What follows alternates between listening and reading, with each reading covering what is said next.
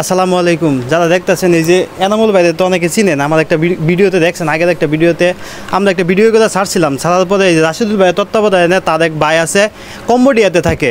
তার একটা ছোট একটা অ্যামাউন্ট আমরা তার হাতে তুলে দিতেছি রাশিদুল ভাইয়ের মাধ্যমে। রাশিদুল ভাই টাকাটা তুমি এখন দেখা গেছে আমরা এলাকার থেকে বেশি টাকা কালেকশন করতে পারি নাই, কিন্তু ওই যে রাশিদুল ভাই ছোটো ভাই কম্বোডিয়ার থেকে যে টাকাটা পাঠাইছে এই টাকাটা দিয়া তার ওষুধের যে টাকাটা আছে, কিছুদিন ওষুধের টাকাটা হইতেছে। যদি আপনারা আরও এরকমভাবে আপনারা এলাকা বা বাইরে থেকে যদি কেউ টাকা পাঠাইতে চান তাহলে পাঠাইতে পারেন। এখনও আপনার অনেক টাকার ব্যাপার সেবার, ওষুধের প্রচুর দাম, একটা অ্যান্টিবায়োটিকের টাকা 50-60 টাকা দাম।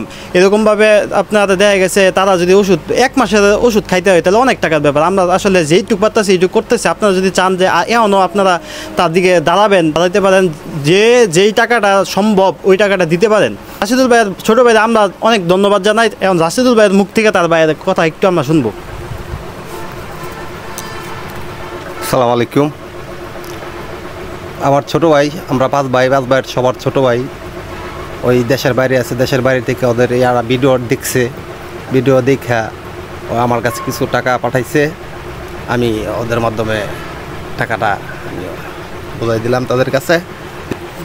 ধন্যবাদ। আমাদের এলাকায় যারা আছেন তারা তো সবার আগে প্রায়োরিটি দেওয়া উচিত, যেহেতু আমাদের এলাকার আপনার টাকা যদি একটা ভালো কাজে লাগে তাহলে আপনার মন থেকে অনেক খুশি লাগবো।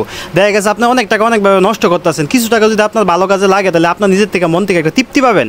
আমি চাইতেছি আপনাদের তৃপ্তির জায়গাটা আসুক, বুঝছেন না? টাকা তো সবাই কামাই করে, কিন্তু ভালো কাজে কে লাগাইতে পারে? ধন্যবাদ সবাইকে।